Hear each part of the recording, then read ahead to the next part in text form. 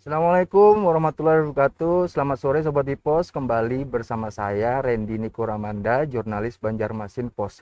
Kembali kita di acara Tribun Series Suara Rakyat. Kali ini kita berkesempatan membahas mengenai harlah Partai Persatuan Pembangunan yang ke-49 dan dikaitkan dengan menjaga marwah Partai Persatuan Pembangunan di Provinsi Kalsel. Dan sore ini sudah bergabung bersama saya Ketua Dewan Perwakilan Wilayah Partai Persatuan Pembangunan Provinsi Kalsel, Haji Aditya Mufti Arifin. Selamat sore, Bang. Sore, Assalamualaikum warahmatullahi wabarakatuh. Baik, Bang, kita tahu bahwa P3 sudah masuk di usia 49 tahun. Nah, mungkin bagaimana P3 Kalsel memaknai hal ini? Jadi kami bersyukur pada tahun 2022 ini Ya.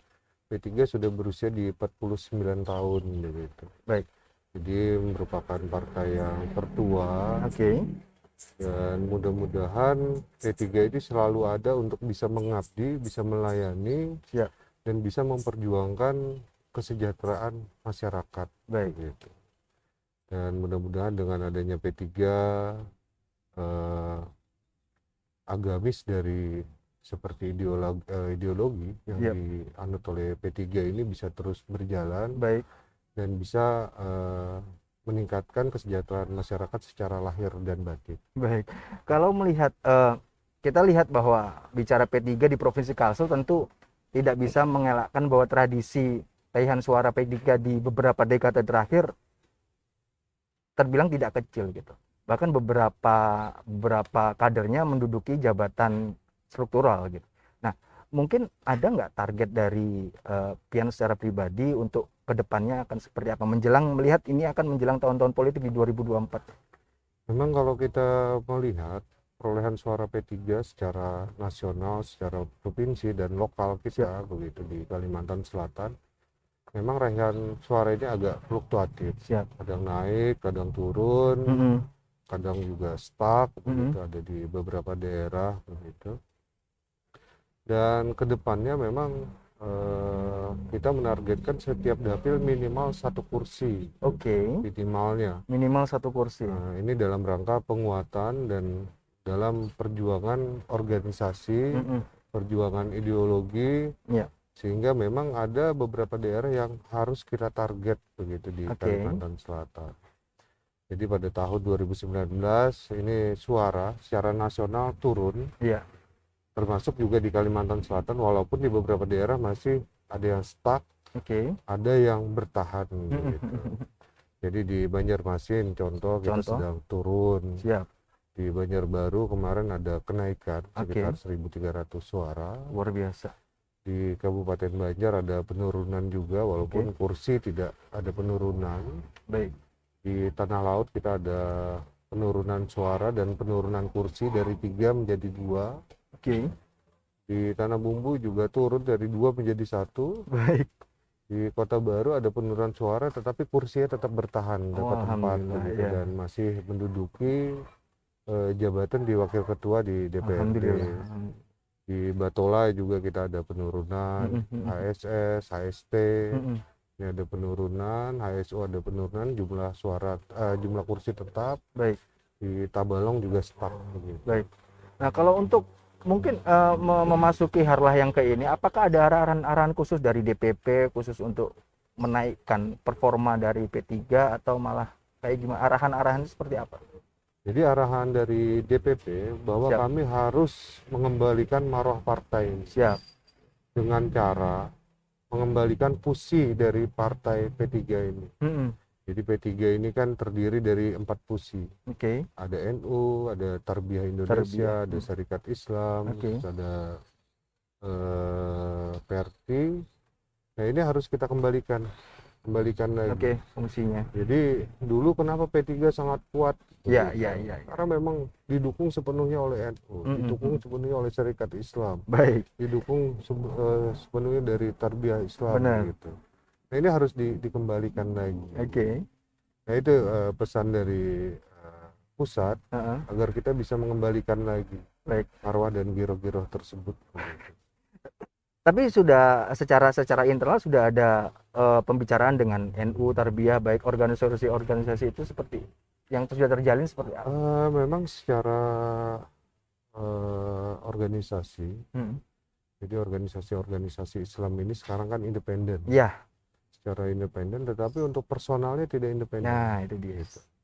Nah, secara pelan-pelan ini kita ada yang di P3 kan, ada yang P3 juga dimasukkan di dalam kepengurusan organisasi-organisasi ini agar kiprahnya baik di partai maupun organisasi keislaman ini bisa meningkat dan meraih dukungan sepenuhnya dari organisasi-organisasi Islam yang ada di Indonesia. Oke.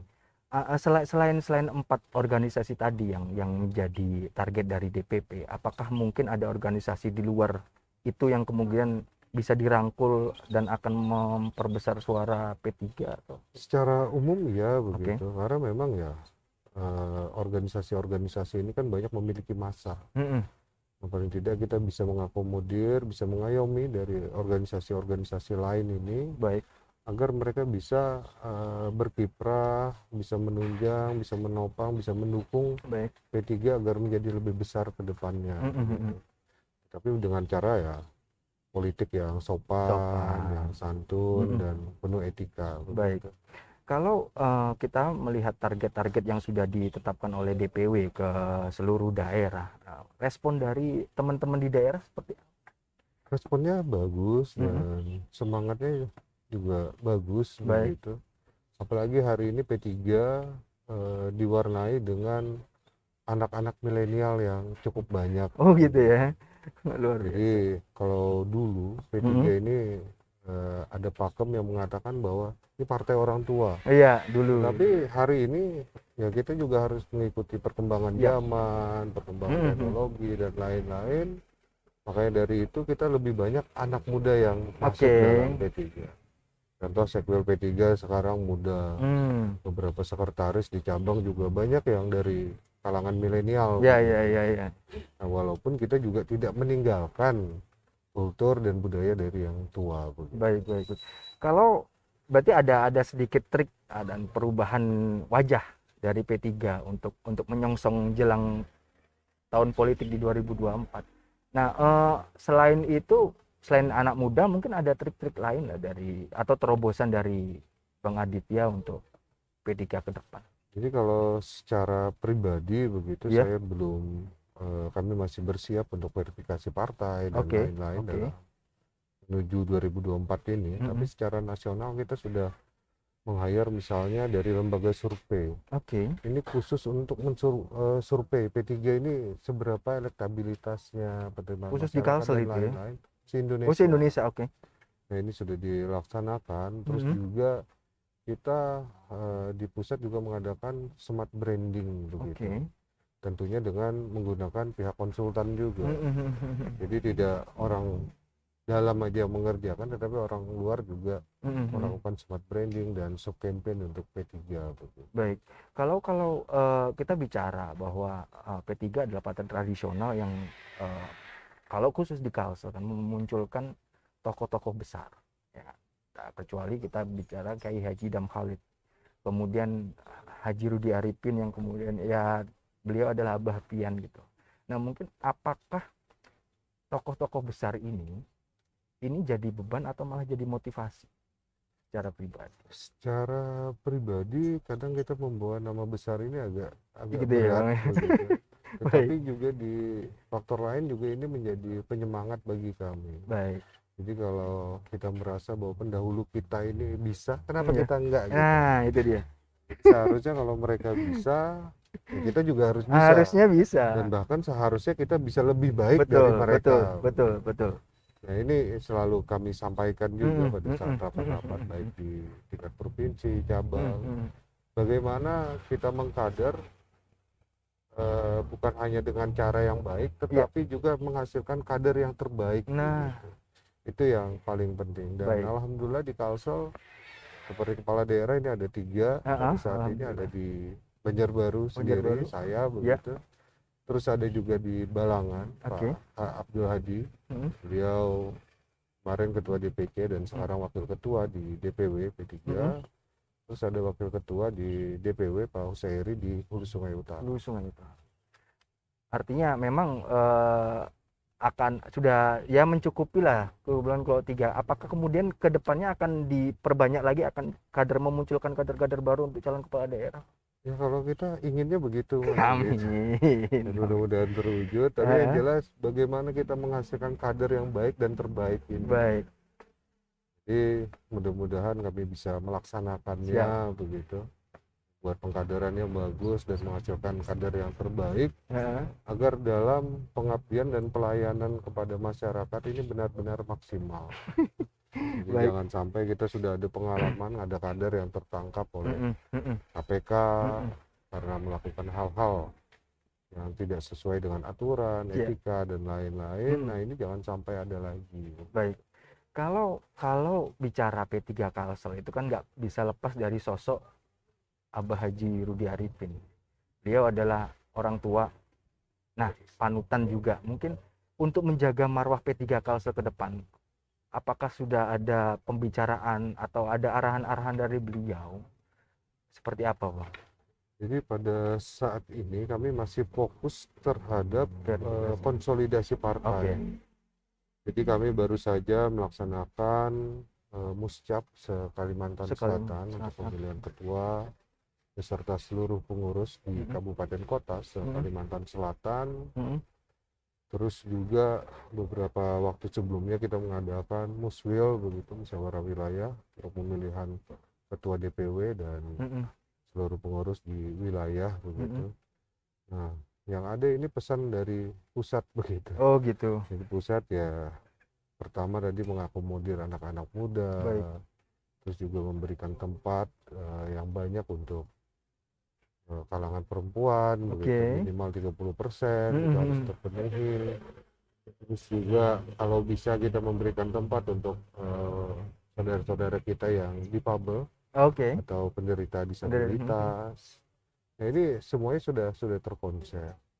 Nah biasanya saya dengan Bapak itu misalnya pada saat ada pilkada, ada pemilu atau momen-momen mengenai tahun-tahun politik begitu, di tahun-tahun politik. Nah ini baru minta pendapat. Pak ini harus bagaimana nih? Ini harus bagaimana? Itu tolong kasih masukan gitu. Artinya beliau tetap mendampingi ya secara pribadi. Secara personal beliau sebagai orang yang dituakan gitu. Beliau bisa memberikan masukan, memberikan kontribusi untuk P3 walaupun tidak secara fisik gitu. Baik. Tapi melihat seringkali tukar pendapat itu sering terjadi ya, Bang? Sering kalau kita bertemu dengan beliau, kadang beliau ya nasihati itu ada ini seharusnya kamu kayak gini. Kadang ya ngasih advice, kadang ngasih masukan, kadang ngasih informasi juga gitu. Dan orang tua bagi saya pribadi begitu, orang tua juga sebagai kawan, sebagai tempat berbagi, sebagai tempat sharing dan lain-lain. Baik. Kalau mungkin bisa kita bicara bahwa konsep P3 ke depan akan ada diisi oleh banyak anak muda.